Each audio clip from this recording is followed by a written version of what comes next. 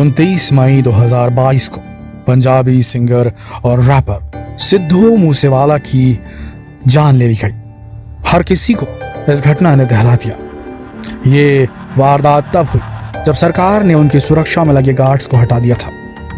कहीं किसी की साजिश का इशारा तो नहीं?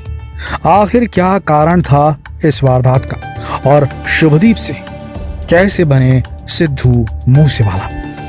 पूरी कहानी जानने के लिए वीडियो को अंत तक जरूर देखिए। सिद्धू मूसेवाला पर रविवार को कुछ बदमाशों ने ताबड़तोड़ फायरिंग की। इससे मूसेवाला और उनके दो साथी गंभीर रूप से घायल हो गए।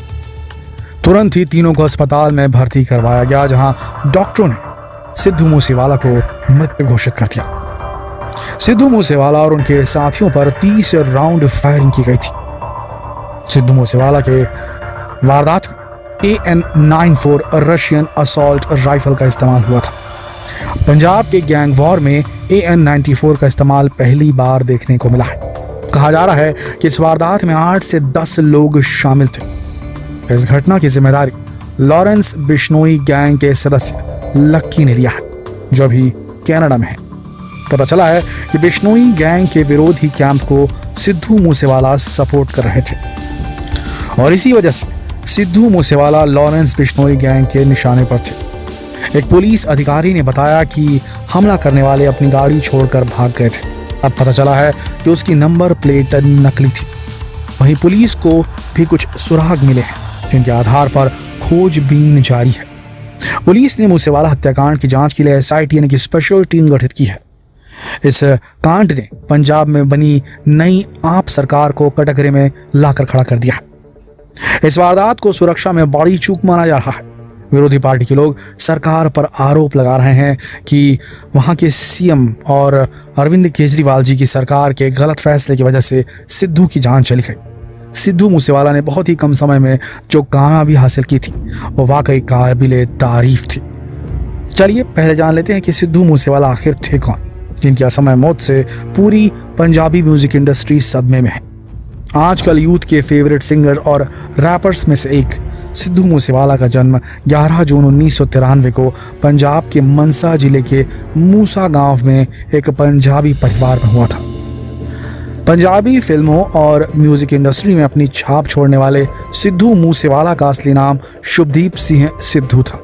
मूसेवाला के पिता भोला सिंह पूर्व सेनाधिकारी हैं, वहीं उनकी मां चरण कौर गांव की सरपंच है। आपको यकीन नहीं होगा, लेकिन मूसेवाला ने 6ठी क्लास से ही हिप हॉप गाना सुनना शुरू कर दिया था। उन्होंने लुधियाना के हरविंदर बिट्टू से गाना सीखा था। मूसेवाला ने गुरु नानक देव इंजीनियरिंग कॉलेज लुधियाना से इलेक्ट्रिकल इंजीनियरिंग की डिग्री ली थी। इस दौरान उन्होंने DAV कॉलेज फेस्ट में हिस्सा लिया। सिद्धू मूसेवाला तुपुक शकूर को अपना आदर्श मानते थे। ग्रेजुएशन करने के बाद सिद्धू मूसेवाला कनाडा चले गए थे, लेकिन सिद्धू मूसेवाला ने गायक के तौर पर नहीं बल्कि एक लिरिक्स राइटर के रूप में अपने करियर की शुरुआत की थी। उनके लिखे मशहूर गाने का नाम लाइसेंस है, जिसे पंजाबी गायक निंजा ने अपनी आवाज दी थी। इसके बाद बतौर गायक सिद्धू मूसेवाला पहली बार G-Wagon के जरिए सबके सामने पेश हुए थे। साल 2018 में उन्होंने भारत में लाइव परफॉर्मेंस देना शुरू कर दिया था। उन्हें पहचान 2017 में आए गाने सो हाई से मिली थी। इस गाने के लिए उन्हें British Asia TV music award में बेस्ट लिरिसिस्ट का अवार्ड मिला था। इसके बाद ही सिद्धू मूसेवाला रातों रात एक चमकता सितारा बन गए। सिद्धू मूसेवाला के इस सो हाई सॉन्ग पर 477 मिलियन व्यूज यूट्यूब पर मिले हैं, जो कि एक रिकॉर्ड है। इसके बाद उन्होंने कई फेमस हिट गाने दिए, जट, टोचन, सेल्फ मेड, फेमस और वार्निंग शॉट्स जैसे म्यूजिक वीडियो जारी किए उन्होंने। साल 2018 में उन्होंने फिल्म डाकुओं दा मुंडा फिल्म के लिए डॉलर गाना बनाया। पंजाबी फिल्मों में उनका पहला गाना था। सिद्धू मूसेवाला की गायकी के अनोखे अंदाज को देश दुनिया के तमाम लोगों ने सराहा था। उनके सुपरहिट गाने AK-47 UK एकल चार्ट में शामिल हुआ था। दूसरी ओर साल 2020 में द गार्जियन की ओर से 50 लेटेस्ट कलाकारों की सूची में सिद्धू मूसेवाला को भी शामिल किया गया था। सिद्धू मूसेवाला अपने गानों में बंदूकों को हवा में लहराते हुए और बड़ी बड़ी गाड़ियों को दिखाते थे, जिससे पता लगता था कि उन्हें इन सब का असल जिंदगी में शौक था। हालांकि इन सब को लेकर कई बार सिद्धू मूसेवाला को आलोचना का सामना भी करना पड़ा था। सिद्धू पर आरोप लगाया जाता था कि वो अपने गानों के जरिए गन कल्चर को बढ़ावा दे रहे हैं। साल 2019 में उन्होंने जट जियो ने मोड़ दी बंदूक वारगी गाना रिलीज किया था। इस मामले में उनके खिलाफ पुलिस में शिकायत भी दर्ज हुई थी। सिद्धू का विवादों से हमेशा गहरा नाता रहा है। मूसेवाला के करण औजिला के साथ लड़ाई थी। दोनों ने गानों, सोशल मीडिया हैंडल और परफॉर्मेंस के जरिए अक्सर ही एक दूसरे पर हमले किए। 4 मई 2020 को मूसेवाला के 2 वीडियो वायरल हुए। एक वीडियो में वो 5 पुलिस अधिकारियों के साथ AK-47 का इस्तेमाल करने के लिए ट्रेनिंग लेते दिखाई थी और दूसरी में निजी पिस्तौल लिए हुए थे। घटना के सामने आने के बाद मूसेवाला की मदद करने वाले 6 पुलिस अधिकारियों को निलंबित कर दिया गया था। मूसेवाला ने एक गीत में सिख इतिहास में सुनहरी अक्षरों में अंकित सत्कार योग्य माई भागों के बारे में कुछ अपशब्द बोले थे। इस गीत से सिख समुदाय में गुस्सा भड़क गया था। श्री अकाल तख्त के जत्थेदार द्वारा मूसेवाला को पेश होने का आदेश जारी हुआ। मूसेवाला ने श्री अकाल तख्त पर पेश होकर माफी मांगी। इतना ही नहीं, अपनी छोटी सी उम्र में मूसेवाला ने कई क्षेत्रों में अपनी पहचान बना ली थी। यहाँ तक कि वो राजनीति में भी अपना हाथ आजमा चुके थे। सिद्धू मूसेवाला ने दिसंबर 2021 में कांग्रेस का दामन थामा था। उन्होंने राहुल गांधी से मुलाकात भी की थी, जिसकी एक तस्वीर काफी वायरल हुई थी।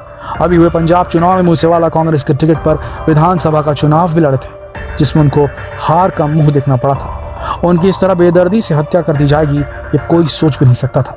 उनकी मौत की जिम्मेदारी लेते हुए गोल्डी बराड़ ने अपने सोशल मीडिया अकाउंट पर एक पोस्ट की, जिसमें उन्हें लिखा, आज मूसेवाला की पंजाब में हत्या कर दी गई। मैं, सचिन बिश्नोई, लॉरेंस बिश्नोई इसकी जिम्मेदारी लेते हैं।